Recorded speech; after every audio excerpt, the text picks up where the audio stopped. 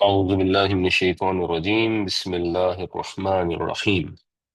پچھلی آیت میں ہم نے یہ پڑھا تھا کہ اللہ تعالیٰ نے نبی کریم صلی اللہ علیہ وسلم سے یہ فرمایا کہ اگر ہم آپ کو مضبوط نہ رکھتے تو آپ اس کنفیوژن میں کہ شاید یہ اچھا کام ہو کہ قریش کے جو سردار ہیں تھوڑی سی مصلحت کے تحت اسلام قبول کر لیں تو شاید آپ ان کی طرف کچھ جھک جاتے، مگر ہم نے آپ کو مضبوط کیا، اپنا صبر اور ثبات بخشا، جس کی بدولت آپ پہاڑ کی طرح جمے رہے اور ذرا بھی قلیلاً بھی ان کی طرف نہیں جھکے۔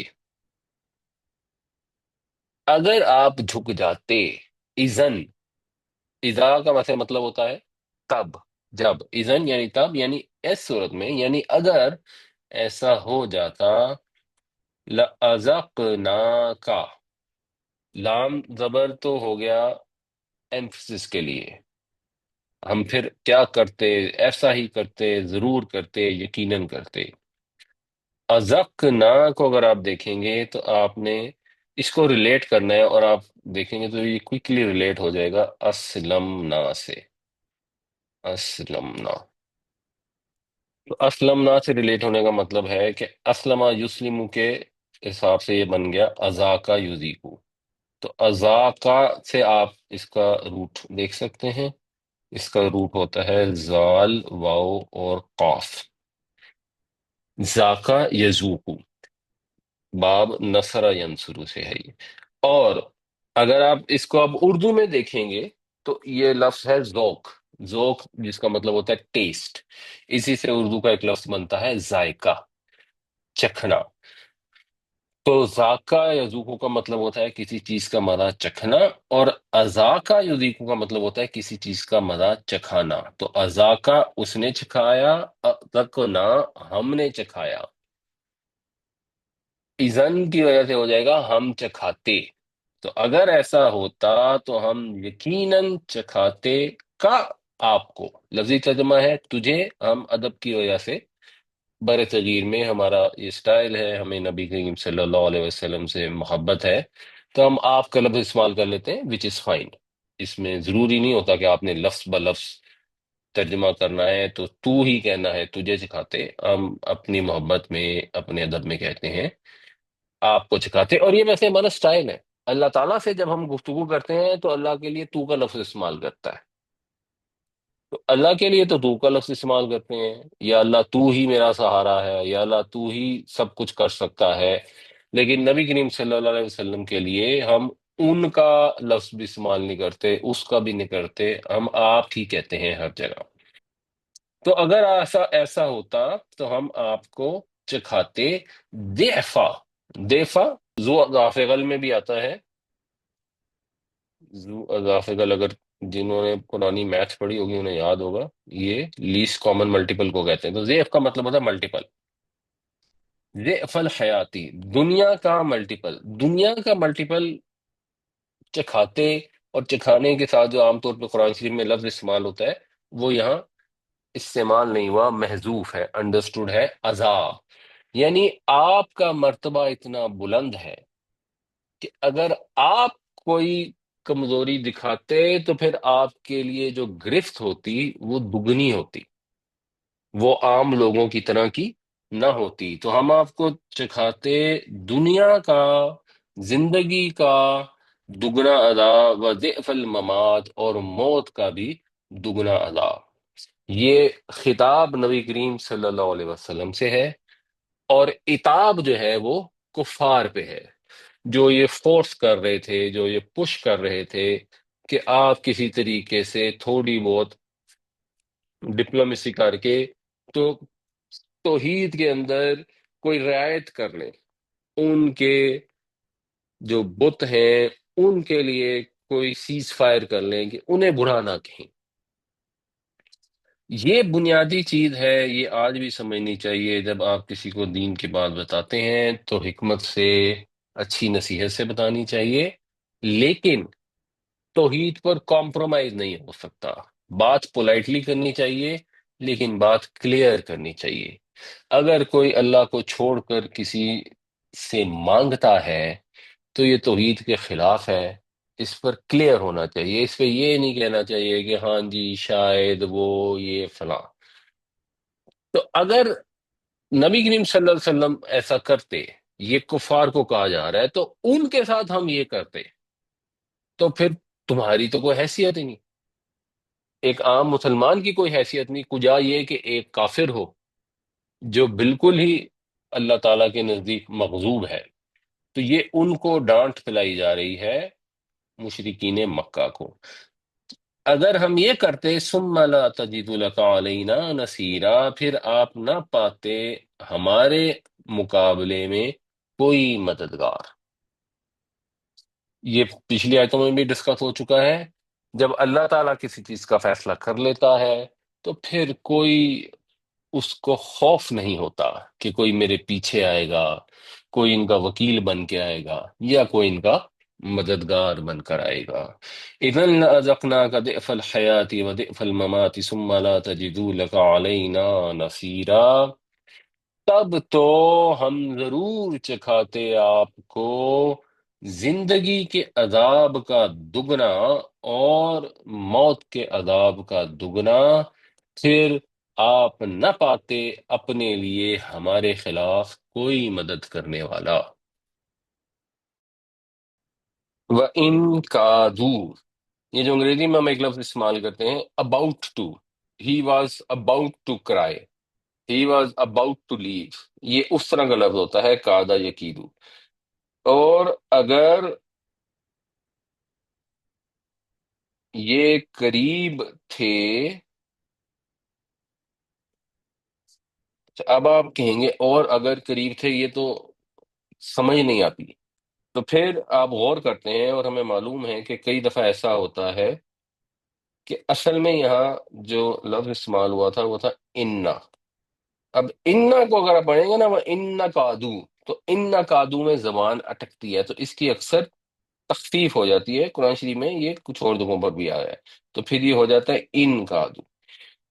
مطلب یہ ہے اور بے شک وہ قریب تھے، لَيَسْتَفِزُّونَكَ سے زے اور زے.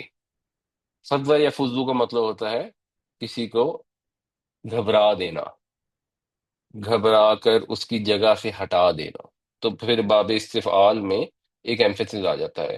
یہ ضرور آپ کو گھبرا کر ہٹا دیتے، یعنی آپ کے قدم اکھاڑ دیتے، من الارضی، اس سرزمین سے، لِيُخْرِجُوكَ مِنْهَا، تاکہ یہ آپ کو نکال دیں اس میں سے.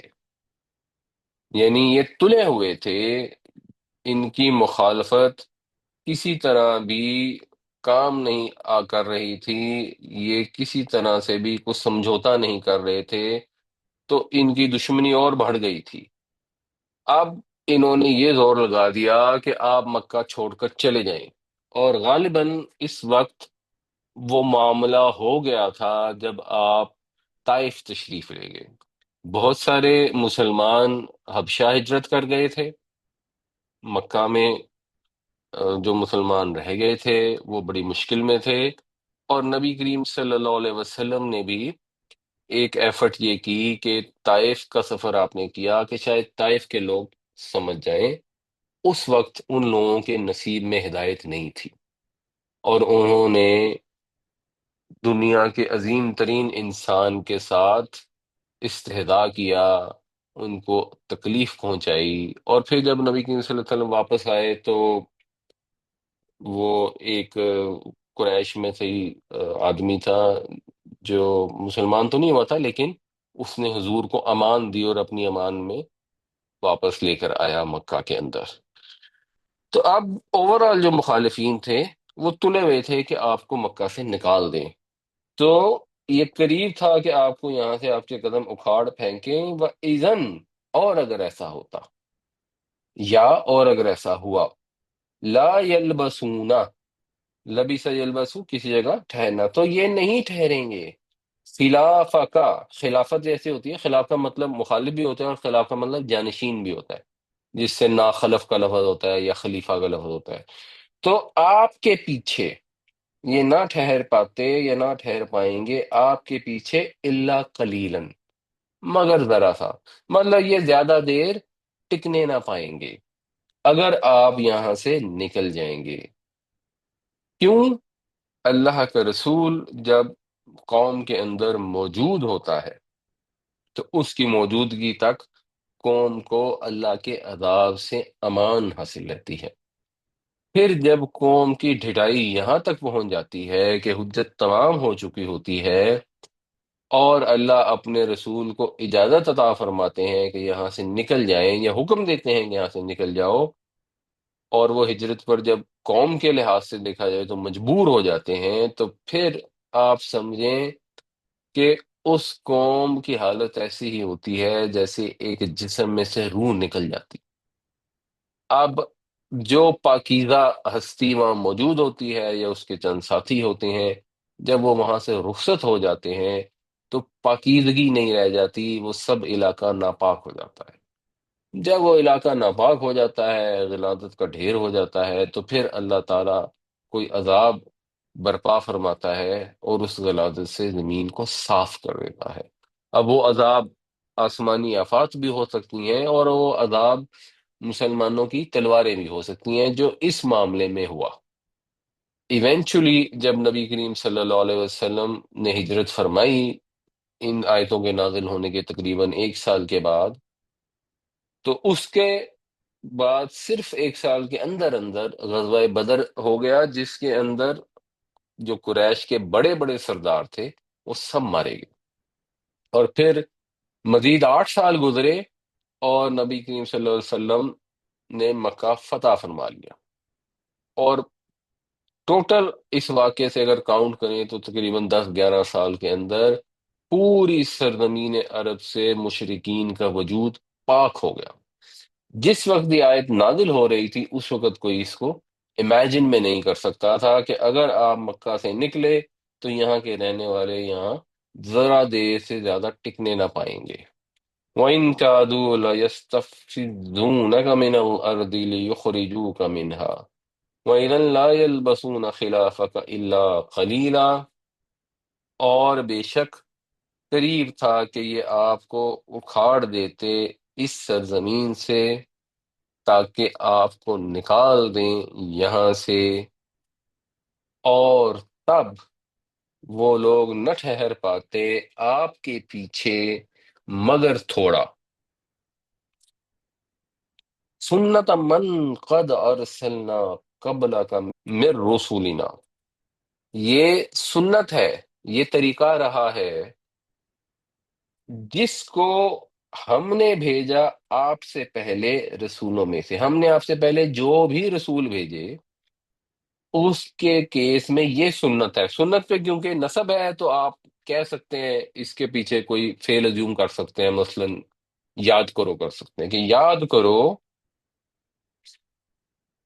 ہماری سنت کو، جو بھی رسول ہم نے بھیجے ان کے معاملے میں.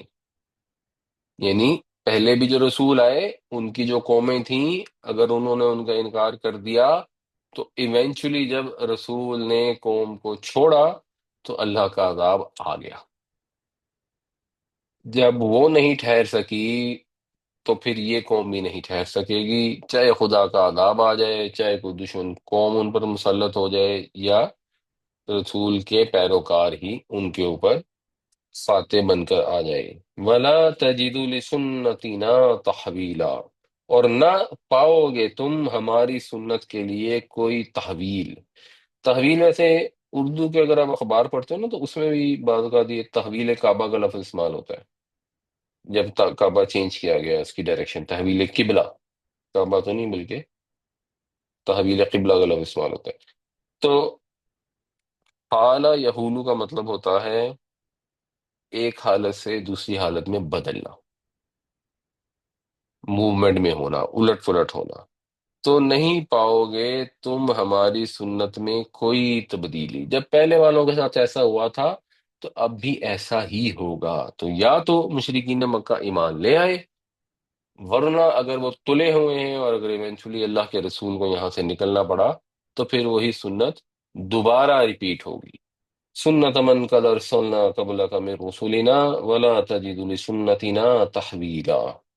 یاد کرو ہماری سنت ان رسولوں کے بارے میں جنہیں ہم نے آپ سے پہلے بھیجا، اور نہیں پائیں گے یا نہ پاؤ گے تم ہماری سنت میں کوئی تبدیلی. اقیم الصلاۃ، یہ وہی لفظ ہے جو اقیمو ہوتا ہے. اقیم الصلاۃ ہوتا ہے پلورل کے لیے، اقیم جو ہے یہ سنگولر کے لیے. تو سنگولر کے کیس میں اقیم جو ہے وہ بوجل ہو جاتا ہے، تو اس کی یہ ختم ہو جاتی ہے فلو میں آ کر. تو اقیم الصلاۃ، قائم کرو نماز، لدلوک الشمسی. دلوک جو ہے اس کا مطلب ہوتا ہے کسی چیز کا جھکنا، یا سورج کے لیے اگر استعمال ہو رہا ہے تو اس کا مطلب ہے اس کا ڈھلنا. تو نہیں، تو قائم کرو نماز سورج کے ڈھلنے کے اوقات میں. اوقات اس میں انڈرسٹوڈ ہے، یا سورج کے زوال کے اوقات میں. الا غسق اللیلی، سورج کے زوال کے اوقات سے لے کر رات کے تاریک ہونے تک. غسق جو ہے یہ مصدر ہے غسق یا غسیق کا، جس سے فائل بنتا ہے غاسق. ومن شر غاسق اذا وقب میں جو آتا ہے، اس کا مطلب ہوتا ہے تاریک ہونا، اندھیرا ہونا، تاریک ہونا. تو غسق کے لیل ہو گیا رات کی تاریکی. تو سورج کے زوال سے لے کر رات کی تاریکی تک، یعنی سورج کا زوال شروع ہوتا ہے اور سورج کے زوال کے تین مرحلے ہیں. ایک مرحلہ وہ ہے جہاں پہ وہ جس کو راس کہتے ہیں، انگریزی میں اسے کہتے ہیں زینت، جب سورج عین سر کے اوپر ہوتا ہے تو اس سے وہ ڈھلنا شروع کرتا ہے. پھر دوسرا مرحلہ آپ کہہ لیں جسے کہتے ہیں، اردو میں اگر ایسے کہیں گے مشکل کا لفظ ہے مریل عین، جو سائٹ ہوتی ہے کلیئر سائٹ، وہ کلیئر سائٹ سے نیچے ڈھلتا ہے. یہ پہلے ظہر کا وقت تھا، اب یہاں پر عصر کا وقت آ گیا. پھر اس کے ڈھلنے کا آخری مرحلہ وہ ہوتا ہے جس میں وہ غروب ہو جاتا ہے. تو ظہر، عصر، مغرب تینوں نمازیں اس ڈھلنے کے اندر شامل ہیں. اور اس کے بعد غسق اللیل، جب رات کی تاریکی چھا جاتی ہے، جب آسمان سے جو شفق ہے، جو لالی ہے، جو سفیدی ہے بالکل ختم ہو جاتی ہے، تو عشاء کا وقت شروع ہو جاتا ہے. تو چار نمازیں یہاں تک آ گئیں. اور پانچویں جو ہے وہ قرآن الفجری. قرآن الفجر کا مطلب ہے یہاں پر فجر کا پڑھنا، فجر کی قرت. قرآن کا، کیونکہ ایک تو قرآن دہولی قرآن کو بھی کہتے ہیں، اور ایک قرآن کا مطلب پڑھنا ہوتا ہے، جو بنیادی اس کا میننگ ہے، بہت زیادہ پڑھے جانے والی چیز. تو قرأ یقرؤ سے ہو گیا پڑھنا، یعنی فجر کی جو قرت ہے اس کو بھی قائم کرو، یا یوں کہہ لیں کہ قائم کرو نماز کو سورج کے زوال کے اوقات میں، رات کے تاریک ہونے تک، اور خاص طور پر فجر کی کرت کو.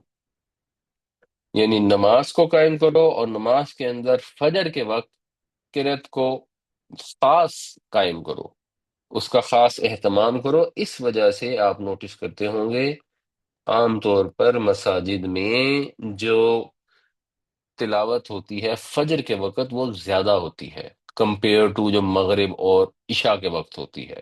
ظہر اثر میں تو ویسے ہی سری نمازیں ہوتی ہیں تو اس میں تو وہ اور بھی کم ہوتی ہے، لیکن مغرب کے وقت اور عشاء کے وقت نسبتاً چھوٹی تلاوت کی جاتی ہے، چھوٹی صورتیں پڑھی جاتی ہیں، اور فجر کے وقت ذرا زیادہ تلاوت کی جاتی ہے.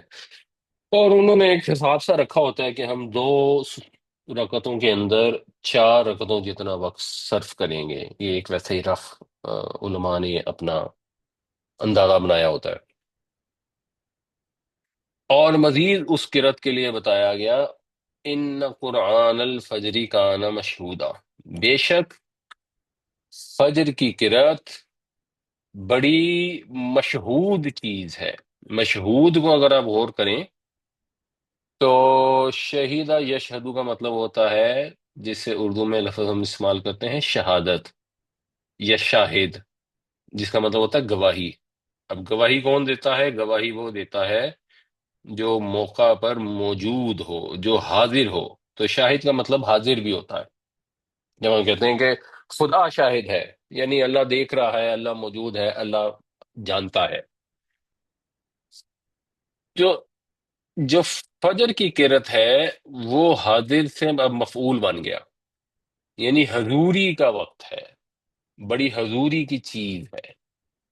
تو فجر کا وقت ایسا ہوتا ہے، اس وقت جب قرآن کی تلاوت کی جاتی ہے تو امام اور جو اس کے مقتدی ہوتے ہیں ان کے دلوں کی، ان کے دماغ کی بھی حضوری ہوتی ہے، اور اس مبارک وقت میں فرشتے بھی حاضر ہوتے ہیں اور وہ آ کر قرآن سنتے ہیں۔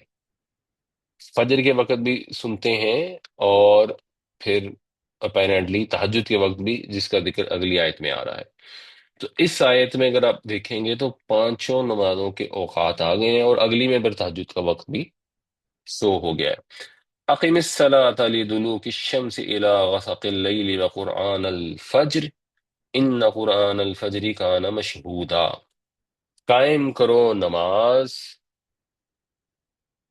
زوال آفتاب کے اوقات سے لے کر رات کی تاریکی تک، اور خاص کر فجر کی قرت کے لیے۔ بے شک فجر کی قرت بڑی حضوری کی چیز ہے۔ اور اس کو اگر آپ دیکھیں تو جو اس آیت کی روشنی میں جو اوقات بنتے ہیں، فجر کا وقت تو سورج کے طلوع ہونے سے بالکل پہلے کا ہے۔ ظہر کا وقت شروع ہوتا ہے جب آفتاب ڈھلنا شروع ہوتا ہے اپنے پہلی سٹیج سے۔ پھر عصر کا وقت ہوتا ہے جب آفتاب ڈھلنا شروع ہو جاتا ہے کلیئر ویزیبلٹی سے۔ اس کے لیے جو رول عام طور پہ ہے وہ یہ ہے کہ جب انسان کا سایہ اس کے برابر ہو جائے، یعنی رول یہ ہے کہ جب آبجیکٹ کا سایہ اس کے برابر ہو جائے، اس کے مثل ہو جائے۔ اور کچھ فقہ میں، اپیرنٹلی حنفی فقہ میں، وہ کہتے ہیں عصر کا وقت شروع ہوتا ہے جب دو سائے کے برابر ہو جائے، ایک سائے پہ ختم کرتے ہیں اور دو سائے پہ شروع کر دیتے ہیں۔ بٹ شافعی میں اور جو حدیث سے بھی آئیڈیا ہوتا ہے وہ یہی ہے کہ ایک سائے پر شروع ہو جاتا ہے۔ اور پھر مغرب کا وقت ہے جب سورج ڈوب جاتا ہے۔ اس لیے جو عصر کی نماز ہوتی ہے اس کا وقت سورج کے ڈوبنے سے ذرا پہلے تک ہے، یعنی جب سورج ڈوبنا شروع ہوتا ہے اس وقت عصر کا وقت ختم ہو جاتا ہے۔ تو آئیڈلی مغرب سے 15-20 منٹ پہلے تک عصر ادا کر لینی چاہیے، آخری وقت تک لٹکانا نہیں چاہیے۔ اور پھر عشاء کا وقت ہوتا ہے جب سورج کی جو بھی بچی کچی لالی سفیدی ختم ہو جاتی ہے اور مکمل اندھیرا ہو جاتا ہے، تب عشاء کا وقت شروع ہو جاتا ہے۔ اور یہ تمام وقت فجر اور ظہر کے بیچ میں تو گیپ ہے، سورج نکلا، فجر ختم ہو گئی، اور جب وہ ڈوبنا شروع ہوگا اس وقت کے بعد ظہر شروع ہوگی۔ اور عین اس وقت جب سورج نکل رہا ہو، عین اس وقت جب سورج نصف النہار پہ ہو، عین اس وقت جب سورج ڈوب رہا ہو، اس وقت سجدہ کرنے کی اجازت نہیں ہے۔ اور ظہر سے لے کر عشاء کی جو نمازیں ہیں وہ بیچ میں سورج کے ڈوبنے کو چھوڑ دیں تو ادروائز وہ تقریباً متصل ہیں۔ ظہر کا وقت شروع ہوا، پھر جب وہ ختم ہوا تو عصر کا شروع ہو گیا، عصر کا ختم ہوا، بیچ میں سورج ڈوبنے کا ٹائم ہے، پھر مغرب کا شروع ہو گیا، پھر مغرب کا ختم ہو گیا تو عشاء کا شروع ہو گیا۔ تو یہ احادیث میں بھی اس کی تفصیل ہے۔ مثال کے طور پر صحیح مسلم کی حدیث ہے کہ نبی کریم صلی اللہ علیہ وسلم سے جب نمازوں کے اوقات کے بارے میں پوچھا گیا تو آپ نے فرمایا فجر کا وقت اس وقت تک ہے جب تک سورج کا ایک کنارہ طلوع نہ ہو جائے، یعنی سورج طلوع ہونا شروع نہ ہو، اس وقت تک فجر آپ پڑھ سکتے ہیں۔ ظہر جو ہے وہ سورج کے وسط آسمان سے جھک جانے سے عصر تک ہے، اور عصر کا وقت سورج کے زرد ہونے تک ہے۔ وہ زرد ہونے کا پھر جو پیمانہ بنا، وہ دوسری حدیث سے بھی پتہ لگتا ہے، جب انسان کا قد اس کے سائے کے برابر ہو، یا انسان کا سایہ اس کے قد کے برابر ہو جائے۔ اثر کا وقت اس وقت تک جب سورج کا ایک کنارہ غروب ہو جائے، یعنی یہ جی اندر جانا شروع ہوا تب اثر کا وقت ختم ہو گیا۔ اور مغرب کا وقت جب سورج ڈوب جائے، مکمل ڈوب جائے، تب مغرب کا وقت شروع ہوگا، اس سے شروع ہو کر شفق کے خاتمہ تک ہے۔ اور عشاء کا وقت آدھی رات تک ہے، اور کہا یہ جاتا ہے کہ آدھی رات کے بعد عشاء پڑھنی مکروہ ہے۔ آدھی رات سے پہلے 12 بجے سے پہلے پہلے عشاء پڑھ لینی چاہیے، لیکن اگر کسی وجہ سے نہیں پڑھ سکے تو وہ اس کا ٹائم بھی آگے ایکسٹینڈڈ ہوتا ہے۔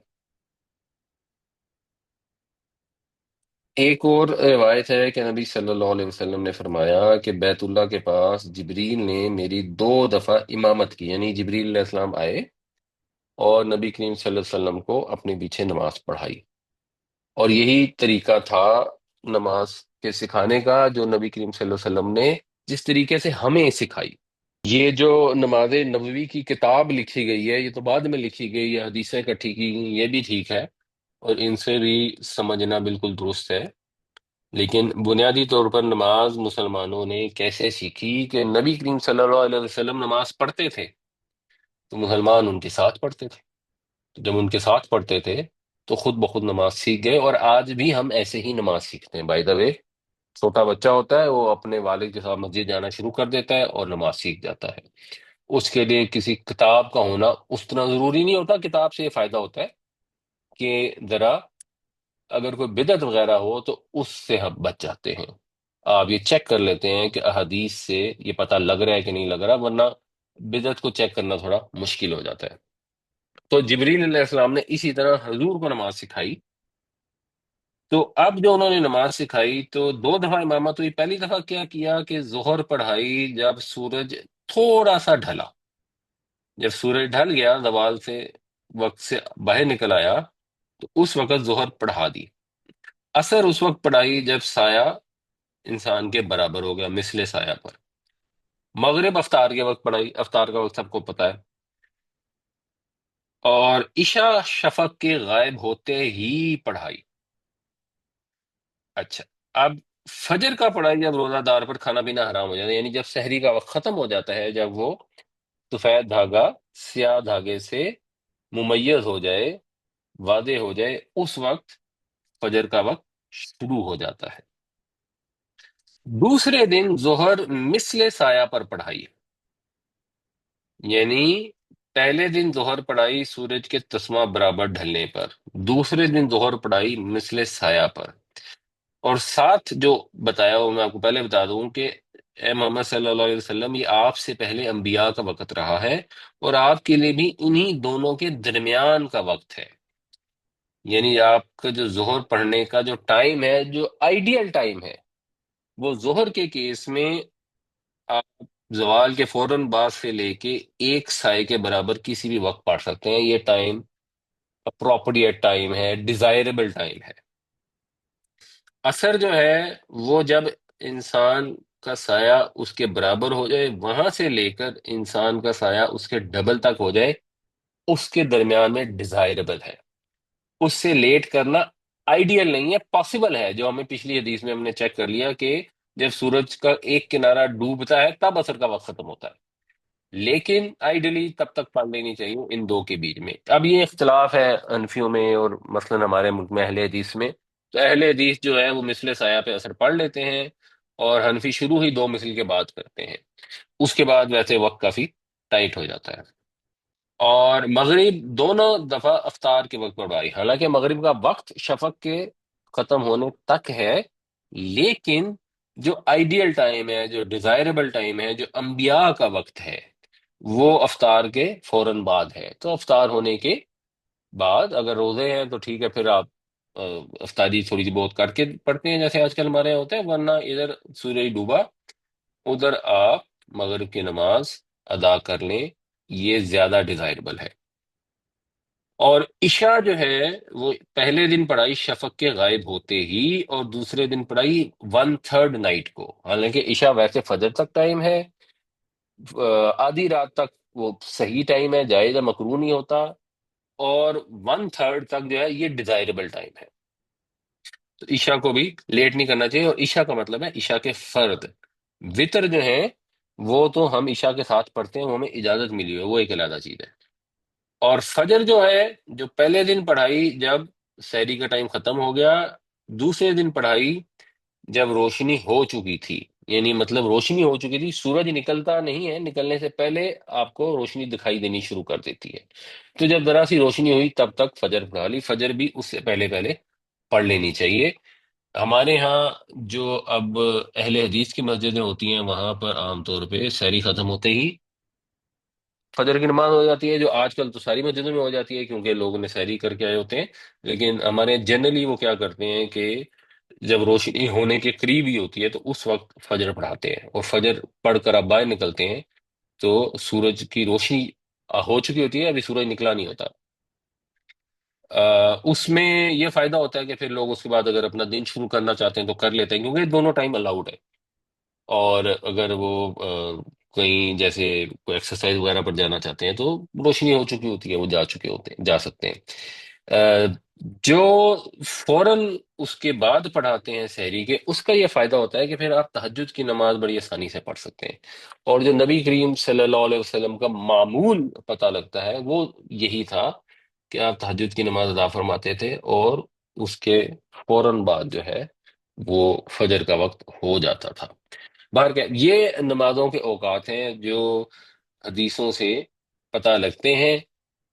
اس کے بعد اگر فقہ والے ہیں، ان کی اپنی کوئی نہ کوئی دلیل ہوگی، کوئی ان کو بھی فالو کر لیتا ہے تو وہ کوئی ایسا مسئلہ نہیں ہے۔ مجھے تو یہ اوقات جو ہیں یہ لاجیکل لگتے ہیں، اور میں انہی کے تحت نماز پڑھنے کی کوشش کرتا ہوں۔ وَمِنَ اللیلی، اور رات میں سے فتہجد بھی۔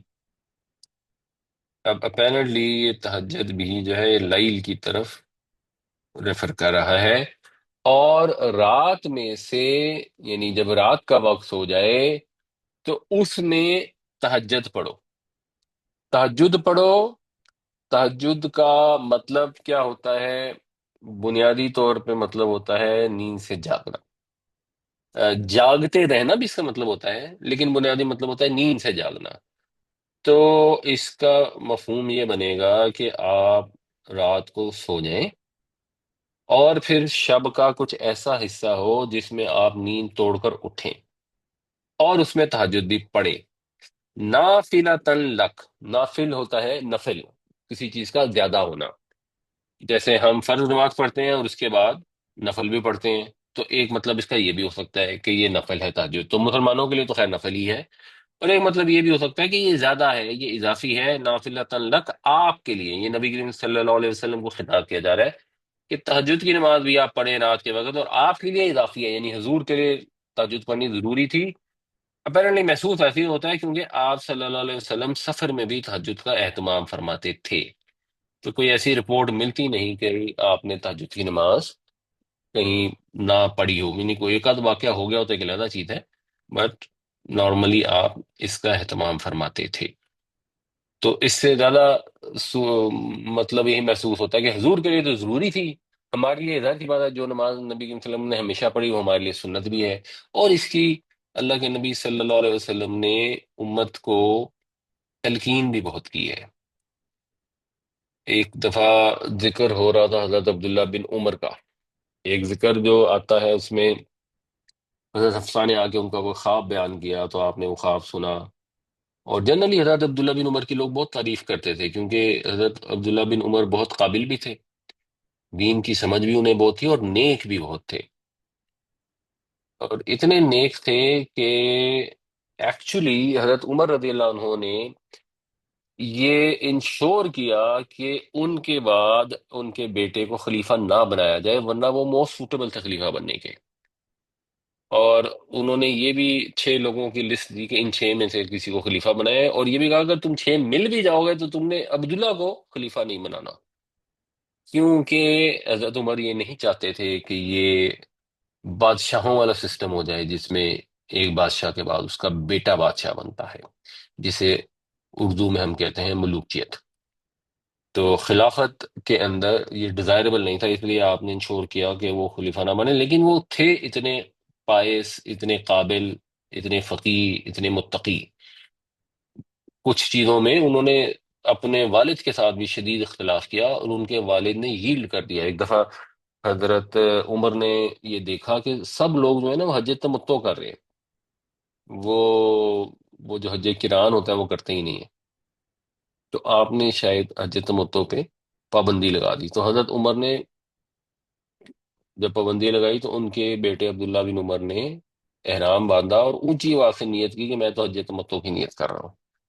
تو پھر جب انہوں نے پوچھا کہ بیٹے میں نے یہ حکم دیا ہے، میں امیر المومنین ہوں، تم نے اس کی طرح بلیٹنٹلی اس کی خلاف ورزی کی، تو انہوں نے کہا آپ کا حکم جو ہے وہ اللہ کے رسول کی دی گئی اجازت کو یا اللہ کے رسول کے طریقے کو بند نہیں کر سکتا۔ اور حضرت عمر نے ایگری کر لیا۔ یہ بھی ایک بہت بڑا فرق ہے حضرت عمر کے اندر اور ہمارے فقہا کے اندر، کہ حضرت عمر جہاں ان کو احساس ہوتا تھا کہ ان کی بات غلط ہے، وہ فوراً اس سے رجوع کر لیتے تھے، وہ آگے سے یہ سوال جواب نہیں کرنا شروع کر دیتے تھے کہ تم نے کتنے علوم حاصل کیے ہیں اور تم نے کون سی یونیورسٹی سے ڈگری حاصل کی ہے۔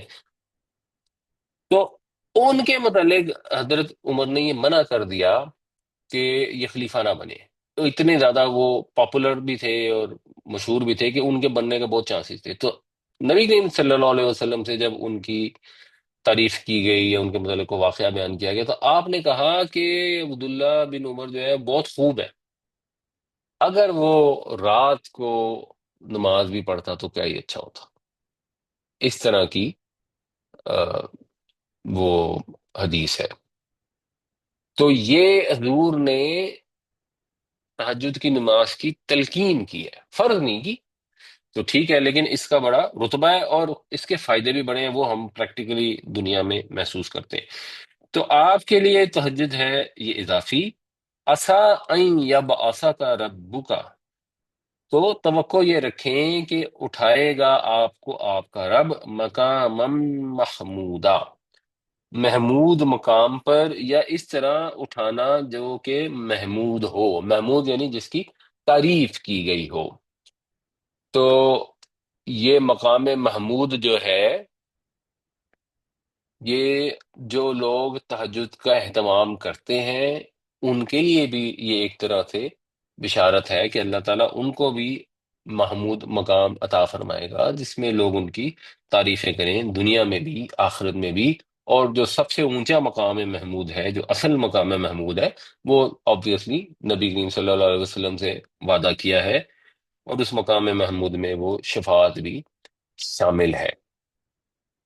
وَمِنَ اللَّيْلِ فَتَهَجَّدْ بِهِ نَافِلَةً لَكَ عَسَىٰ أَن يَبْعَثَكَ رَبُّكَ مَقَامًا مَحْمُودًا، اور رات کے وقت بھی تہجد کا اہتمام کرو جو آپ کے لیے اضافی ہے۔ توقع توقع رکھیں کہ اٹھائے گا آپ کو رب آپ کا محمود اٹھانا۔ تہجد کی اگر تھوڑی سی اور ڈیٹیل ہم دیکھ لیں تو یہ ایک حدیث ہے جس کے اندر حضرت حذیفہ جو ہیں وہ کہتے ہیں کہ میں نے ایک دفعہ نبی کریم صلی اللہ علیہ وسلم کے ساتھ نماز پڑھی۔ اب نماز سے مراد ہے تہجد کی نماز۔ تو آپ پڑھ رہے ہوں گے، بعض اوقات آپ حجرے سے نکل کر اپنی مسجد میں بھی آ کے نماز پڑھ لیتے، تو حضرت حذیفہ ساتھ شامل ہو گئے ہوں گے۔ تو آپ نے نماز پڑھنی شروع کی تو آپ نے سورہ بقرہ شروع کر دی۔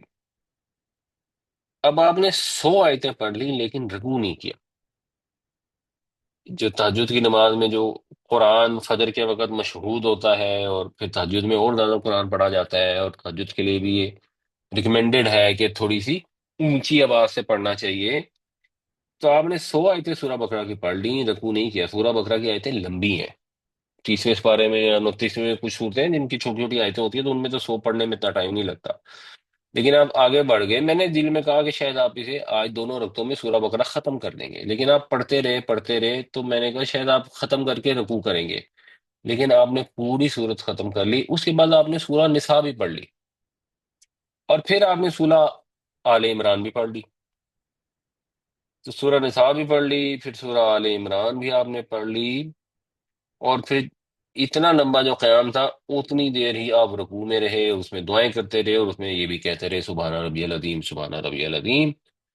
پھر آگے باقی حدیث ہے کہ آپ نے سمی اللہ لمن حمدہ ربنا لک الحمد کہا اور سجدے میں رہے، جب کوئی آیت ایسی گزرتی جس میں اللہ کی بڑائی ہوتی تو اللہ کا ذکر کرتے، اس کی حمد و ثنا کرتے، لیکن یہ کیفیت ہے نبی کریم صلی اللہ علیہ وسلم کی تہجد کی نماز کی کہ سورہ بقرہ، سورہ آل عمران اور سورہ نساء تینوں ایک ہی رکعت میں پڑھ لی، تو بہت لمبی نماز پڑھتے تھے نبی کریم صلی اللہ علیہ وسلم۔ ٹھیک ہے، ہماری اتنی وہ کیپیسٹی نہیں ہے، جتنا قرآن یاد ہے اتنا پڑھنے کی کوشش کرنی چاہیے۔ ایک اس میں نوٹس کرنے والی چیز ہے کہ حدیث سے یہ پتہ لگ رہا ہے کہ پہلے سورہ بقرہ پڑھی، پھر سورہ نساء پڑھی، یہ دوسری صورت ہے، سورہ نساء چوتھی صورت ہے، پھر سورہ آل عمران پڑھی، یہ تیسری صورت ہے۔ اس کا مطلب ہے کہ اگر آپ کو پوری صورت پڑھ رہے ہیں اور آگے پیچھے پڑھ لیتے ہیں تو اس سے کوئی فرق نہیں پڑتا، ہمارے یہاں اس کے اوپر بھی ایک خواہ کا مسئلہ بنا ہوا ہے۔ اچھا، اب اگر ہم تہجد کی نماز کو رمضان کے کانٹیکس میں دیکھیں تو اس میں بھی ذرا کنفیوژن ہے۔ یہ ہم نے پچھلے سے پچھلے رمضان میں بھی ڈسکس کیا تھا، صحیح بخاری کے اندر یہ باب ہے صلاۃ التراوی۔ اب کچھ کتابوں میں صلاۃ التراوی لکھا ہوتا ہے اور کچھ کتابوں میں من قام فی رمضان لکھا ہوتا ہے۔ تو رمضان کے قیام کے متعلق یہ حدیث ہے، یعنی قیام اللیل جسے کہا جاتا ہے۔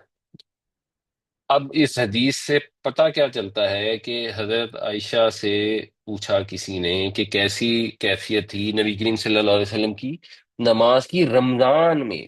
اب ظاہر سی بات ہے، یہ رات کی نماز کی بات ہو رہی ہے، باقی نمازیں تو جماعت سے لوگ پڑھتے تھے تو لوگوں کو خود ہی کیفیت پتہ تھی، حضرت عائشہ سے تو اسی نماز کی کیفیت پوچھیں گے جو آپ اپنے گھر میں ادا فرماتے تھے۔ تو حضرت عائشہ نے یہ فرمایا کہ وہ رمضان میں زیادہ نہیں کرتے تھے اور نہ ہی رمضان کے بغیر، 11 رکعتوں پر۔ اور پھر ان کی تفصیل اسی طرح بتائی کہ وہ 4 رکعتیں پڑھتے تھے، مفہوم اس کا یہ ہے کہ دو دو کر کے 4 رکعتیں پہلے پڑھتے تھے، اور مت پوچھو ان کے حسن کو، ان کے لمبائی کو، ان کے طول کو، یعنی بڑی ہی خوبصورت اور بڑی لمبی نمازیں ہوتی تھیں، اور پھر دوبارہ 4 پڑھتے تھے، اور پھر 3 پڑھتے تھے۔ تو یہ 11 رکعتیں نبی کریم صلی اللہ علیہ وسلم کی روٹین تھی جو حضرت عائشہ نے بیان فرمائی۔ اب اس سے ہمیں ایک چیز یہ پتہ لگتی ہے کہ قیام اللیل یا تراوی یا تہجد، جو یہ صحیح بخاری میں بھی صراط التراوی کے نام سے باب باندھا گیا ہے، یہ ایک ہی چیز ہے۔ ہمارے ہاں اب یہ ایک مسئلہ ہے، کوئی وجہ ہوگی، میں نے بڑی ریسرچ کی ہے، مجھے تو اس کی وجہ سمجھ نہیں آئی، جس کی بیس پہ وہ کہتے ہیں کہ جی یہ تراوی مسجد میں پڑھنی جو ہے وہ فرض کفایہ ہے، اگر کوئی بھی نہیں پڑھے گا تو ساری محلے کو گناہ ہوگا۔ یہ سمجھ سے باہر ہے، کیوں ہوگا؟ اس کی بہرحال جو حدیث، صحیح حدیث موجود ہے اور صحیح بخاری میں ہی موجود ہے، تو اس کی وجہ سے آپ خود بھی اس کو انڈرسٹینڈ کر سکتے ہیں۔ تو پہلی چیز تو یہ پتہ لگے کہ چاہے رمضان ہو یا غیر رمضان ہو، نبی صلی اللہ علیہ وسلم کی نماز وہی تھی، یعنی تراویح یا تہجد ایک ہی چیز ہے۔ اور دوسری بات یہ پتہ لگی کہ حضور جو ہے 3 وتر کے ساتھ 8 رکعتیں پڑھا کرتے تھے، تو مسنون یہ ہے۔ اب اگر کوئی زیادہ بھی پڑھ لیتا ہے تو اس میں بھی کوئی ایشو نہیں ہے، کوئی حرج نہیں ہے، کیونکہ صحابہ سے زیادہ پڑھنے کی بھی روایت آتی ہے۔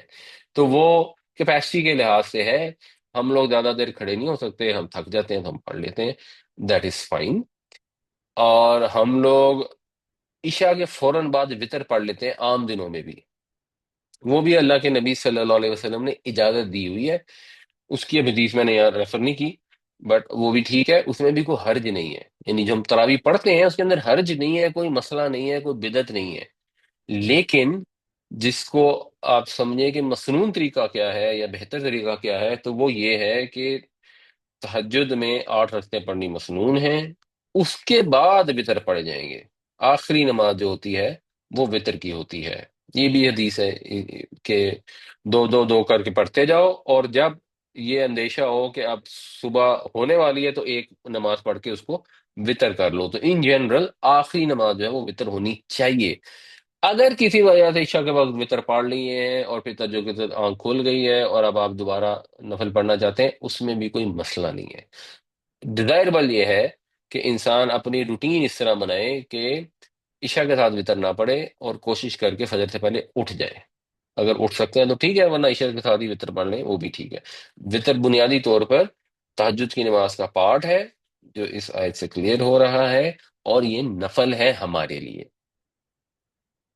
اچھا، اس کے بعد ایک اور حدیث ہے جس سے یہ تراویح کی نماز کا جواز بنتا ہے، اور وہ جائز ہے، اس میں کوئی حرج نہیں ہے۔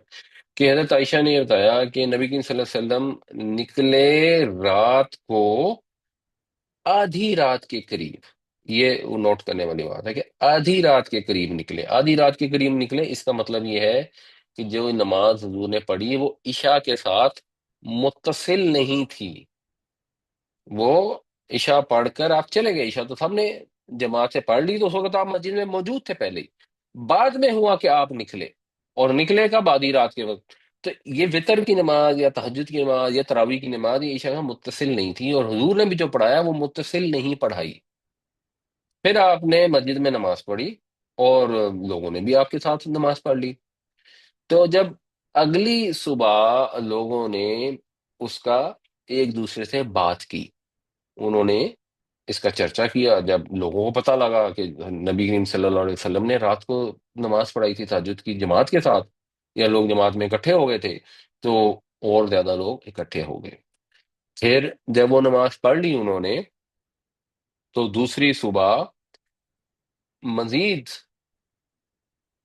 اس کا چرچا ہوا، یہاں تک کہ جب تیسری رات تھی تو اور لوگ اکٹھے ہو گئے.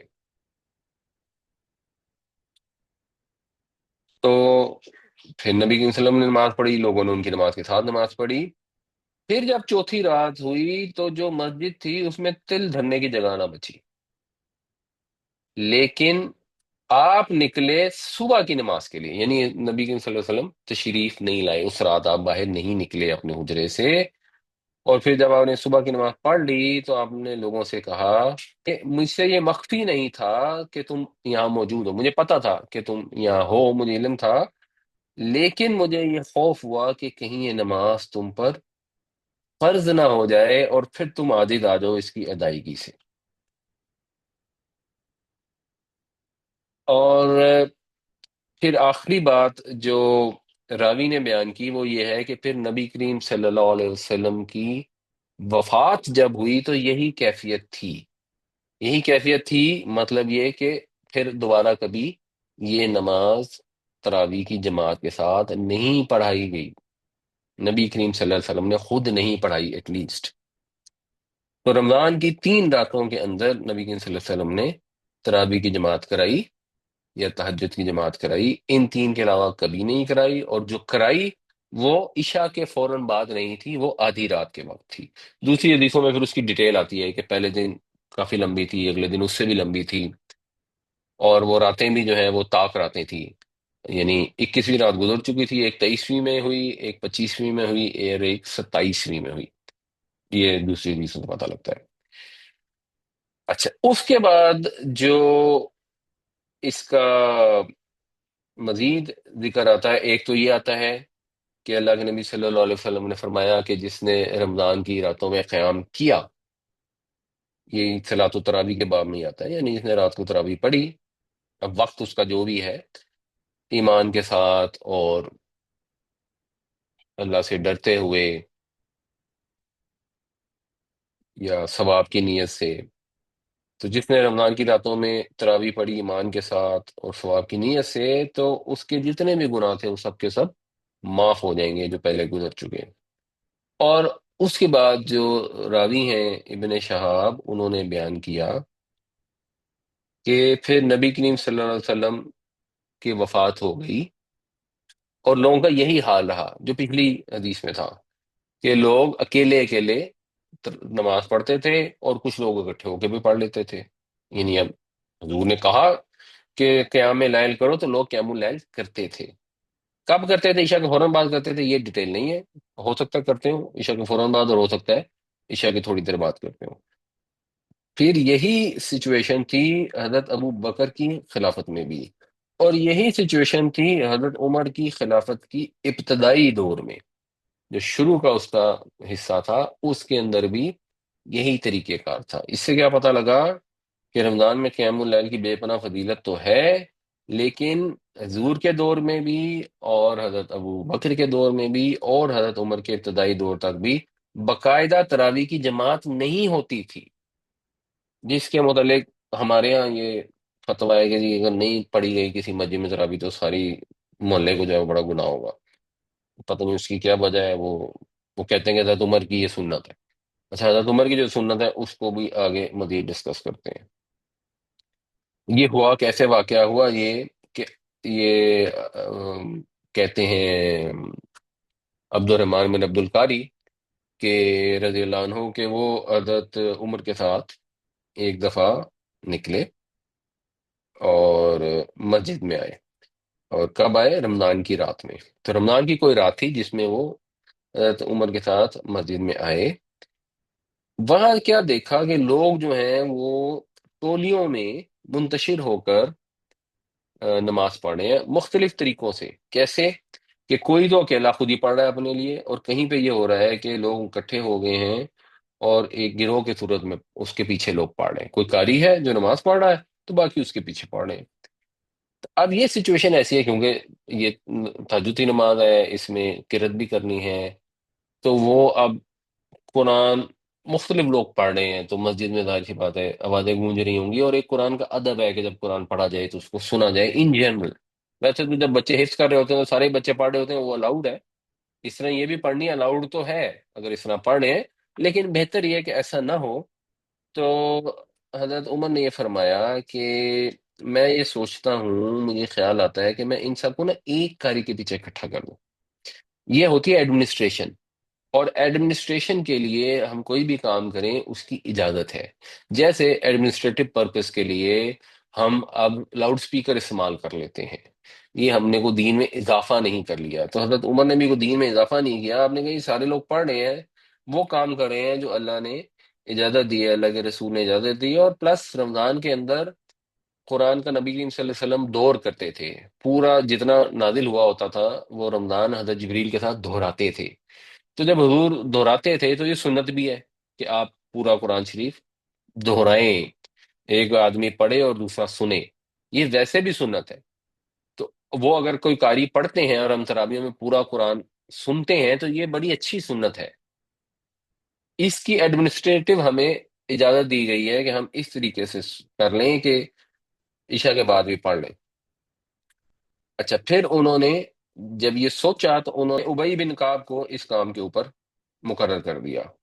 پھر ایک دوسری رات کو حضرت عمر نکلے، تو اب جو لوگ تھے وہ ایک قاری کے پیچھے نماز پڑھ رہے تھے۔ تو حضرت عمر نے کہا کہ یہ ایک اچھا طریقہ ہے، یہ جو نیا طریقہ ہے یہ بڑا مناسب ہے، یہ بہتر ہے۔ ساتھ آپ نے کیا کہا کہ والتی یعنی رات، رات مونس ہوتی ہے، کہ رات کا وہ حصہ ینامون عنہا افضل، جس میں یہ سو جاتے ہیں، وہ افضل ہے کس سے؟ من التی یقومون، جس میں یہ کھڑے ہیں۔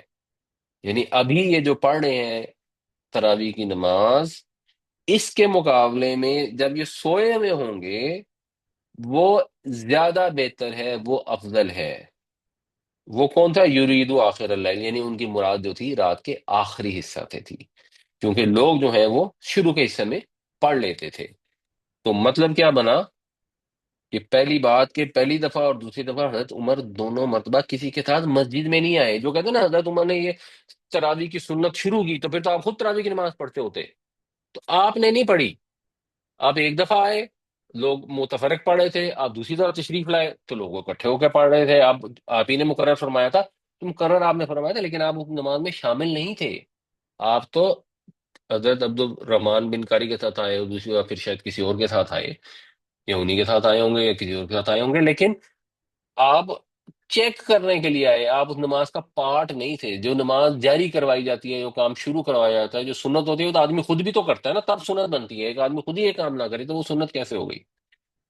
دوسری، حضرت عمر نے کیوں ایسا نہیں کیا، کیوں نہیں اس میں شامل ہے؟ کیونکہ وہ جو وقت اس کے پڑھنے کا اصل وقت ہے، یعنی سو کے نیند توڑ کر اٹھ کے پڑھنے کا جو وقت ہے وہ بہتر وقت ہے، اور لوگوں کو بھی یہی مشورہ دیا کہ اس وقت پڑھو تو بہتر ہے، مگر سہولت کے لیے اجازت ہے تو اجازت اپنی جگہ درست ہے۔ یہ ایک کوشچن پچھلی دفعہ ڈسکس ہوا تھا کہ قرآن شریف میں اناسیون کا لفظ بھی آیا ہے، تو اس کا کیا مطلب ہے؟ تو یہ قرآن ڈکشنری ہے لطف الرحمان خان صاحب کی، یہ انٹرنیٹ پہ اویلیبل ہے، آپ لکھ کے سرچ کریں گے تو آپ کو ڈاؤن لوڈ مل جائے گی۔ اس میں انہوں نے قرآن میں جو مادے استعمال ہوئے ہیں اور جس جس باب سے استعمال ہوئے ہیں وہ انہوں نے اکٹھے کر دیے، تو بہت اچھی کاوش ہے اور بڑی آسانی ہو جاتی ہے اس سے، میں اسی کو ریفر کرتا ہوں جنرلی۔ تو الف نون سین سے انسا یا انیسو کا مطلب ہے کسی چیز سے مانوس ہونا، اسی سے پھر انسان کا لفظ ہے انسن، جو مین لفظ ہے، اس کا مطلب ہے آدمی یا انسان، کیونکہ وہ ایک دوسرے سے مانوس ہوتے ہیں۔ اور ایک انسان کے لیے انسن کا لفظ بھی آیا ہے، انسی جن کا بھی آیا ہے، اور انسان کا لفظ بھی آیا ہے۔ اور اناسن کا مطلب ہے انسانی گروہ، اور اناسیون کا مطلب ہے گروہوں کی بھی جمع، کئی گروہ۔ تو جہاں پہ اناسیون کا لفظ آتا ہے قرآن شریف میں، وہاں اس سے مراد ہے انسانوں کے، لوگوں کے کئی گروہ۔ سلمان صاحب،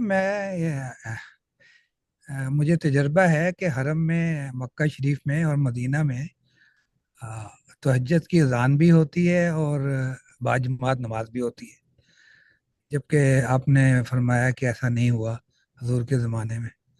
اس سلسلے میں آپ کی کیا ہے رائے؟ نہیں تو اس کی اجازت ہے نا، جب حضور کے نے 3 دفعہ تو ایسا کیا نا کہ آپ نے 3 دفعہ لوگوں کو تہجد کی نماز آپ پڑھے تھے اور لوگ آپ کے ساتھ اکٹھے ہو گئے، یہ تو ابھی تو میں نے آپ کو حدیث بتائی۔ تو جیسے تراویح کی اجازت ہے، اسی طرح تہجد کی بھی جماعت کی اجازت ہے۔ وہاں تو باقاعدہ اذان دی جاتی ہے تہجد کی۔ وہ بھی اس کا بھی کوئی ان کے پاس ہوگی، کسی وجہ سے اجازت ہوگی، اس کے متعلق میں کامنٹ نہیں کر سکتا۔ بٹ اچھا، اذان تہجد کے لیے دینے کی اجازت ہوگی، ہو سکتا ہے کسی نے کسی زمانے میں دی ہو، حضور کے زمانے میں کسی نے کہ تہجد کے لیے لوگوں کو وارن کرنے کے لیے، آگاہ کرنے کے لیے کہ تہجد کا ٹائم ہو گیا۔ جیسے ام، ہمارے یہاں بھی کچھ مسجدوں میں دیتے ہیں، تو اس کی بھی کوئی ہوگی، کوئی نہ کوئی ان کے پاس اجازت ہوگی، ورنہ وہاں پر عام طور پہ وہ ایسا کام نہیں کرتے جو الاؤڈ نہ ہو، جو بدعت میں چلا جاتا۔ بالکل ٹھیک۔ دوسرا یہ کہ میں حضرت وہ مولانا اسحاق صاحب کی ایک ویڈیو دیکھ رہا تھا۔ انہوں نے کہا کہ آپ ایک وطر بھی پڑھ لیں گے تو آپ کا جو ہے وطر ہو جائے گا، ٹھیک ہے، وطر کی نماز ہو جائے گی، ایک رکعت وطر۔ جبکہ ہم بچپن سے یہی سنتے آ رہے ہیں کہ وطر کی 3 رکعتیں ہوتی ہیں، تو اس میں آپ کیا فرماتے ہیں؟ جی، جو نبی کریم صلی اللہ علیہ وسلم سے وطر کا جو طریقہ ہے نا، ایکچولی یہ حنفیوں کا طریقہ تھوڑا فرق ہے، جس طرح ہم نارملی پڑھتے ہیں، وچ از آلسو فائن، ذرا ان کے پاس بھی کوئی بیسس ہوگی، اور یہ ذرا اتنا کوئی ایسا ایشو نہیں ہے جو بڑا سیریس ایشو ہو، کیونکہ یہ ایک نفل نماز ہے اور اس کو مختلف طریقے سے پڑھا جا سکتا ہے۔ ویسے جو وطر کا طریقہ مولانا اسحاق بتاتے ہیں، ایکچولی وہ کہتے ہیں کہ آپ کو وطر پڑھنے کا طریقہ یہ ہے، جب 3 وطر پڑھنے، ابھی 3 کی بات کر لیتے ہیں پہلے۔ تو ایک طریقہ یہ ہے کہ آپ نے اگر 3 اکٹھے پڑھنے ہیں تو آپ نے جو دوسری رکعت ہے اس کے اندر آپ نے تشہد نہیں پڑھنا، یہ ایک طریقہ ہے۔ اور ٹھیک، دوسرا طریقہ یہ ہے کہ آپ پہلے 2 نفل پڑھ لیں اور اس کے بعد ایک علیحدہ سے پڑھ لیں، یہ دوسرا طریقہ ہے۔ تو شاید یہ زیادہ مسنون طریقہ ہے۔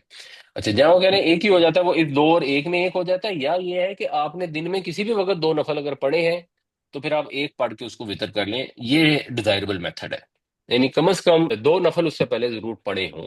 وطر جو ہے وہ، وطر کا مطلب ہوتا ہے آڈ نمبر، جس کو طاق ہم، عدد کہتے ہیں، تو وہ صحیح، ایون نمبرز کو آڈ کر دیتا ہے۔ فرض نمازوں کے اندر جو دن کی آخری نماز ایک طرح سے سمجھ لیں جو مغرب ہوتی ہے، وہ اس کو آڈ کر دیتی ہے۔ اور کیونکہ ویسے جو اسلام کے اندر رات شروع ہوتی ہے نا، تو رات پہلے آتی ہے اور دن بعد میں آتا ہے، تو پھر وہ جو عشاء اور باقی ساری نمازیں ہیں وہ اینڈ میں جا کے فرض مغرب سے آؤٹ ہوتے ہیں، اور نفل جو ہے وہ تہجد سے آؤٹ ہوتے ہیں۔ تو وہ آپ نے اگر دن میں کبھی کم از کم 2 نفل پڑھے ہیں تو 1 نفل پڑھ کے وطر ہو جائے گا۔ زیادہ جو سوٹیبل لگتا ہے وہ یہی ہے کہ آپ 3 اکٹھے پڑھیں، چاہے ایک ہی گو میں 3 پڑھ لیں یا 2 جمع 1 کر کے 3 پڑھ لیں۔ بالکل ٹھیک، سبحان اللہ۔ ایک چیز میرے ذہن میں ہے، بہت دنوں سے مجھے بڑا تجربہ ہو چکا ہے کہ بہت سارے قاری حضرات جو ہے، یہ میرا سوال ذرا ہٹ کر ہے، وہ ولولت دعالین پڑھتے ہیں، کچھ وہ زوالین پڑھتے ہیں۔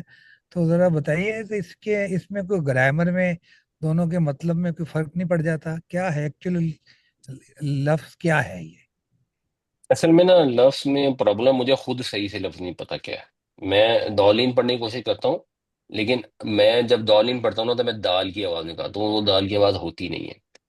عربی زبان میں زوئیں، زال، زواد اور زی، ان چاروں کی علیحدہ آواز ہوتی ہے۔ اردو میں ہم ان کی ایک ہی آواز نکالتے ہیں، تو ہم سب میں زی کی آواز نکال دیتے ہیں، ہم تو فرق نہیں کرتے۔ عربی میں فرق ہوتا ہے، تو بہتر تو یہ ہے کہ انسان اس کو سیکھے اور فرق کو پہچانے، کیونکہ جب آپ فرق نہیں ڈالیں گے تو پھر یہ میننگ اس میں وہ چینج ہو سکتا ہے۔ لیکن کیونکہ ہم اردو بولنے والے ہیں تو وہ اللہ کو معلوم ہے، اس لیے امید ہے اللہ تعالیٰ اس پہ گرفت نہیں فرمائیں گے، لیکن کوشش کرنی چاہیے کہ بہتر پڑھیں۔ ایکچولی جس کو ہم زواد کی بات پڑھتے ہیں، زالین کرتے ہیں، یا ہم دالین پڑھتے ہیں جو دال سے پڑھتے ہیں، یہ اس کے درمیان کی ایک آواز ہوتی ہے، مجھے خود وہ صحیح سے نکالنی نہیں آتی۔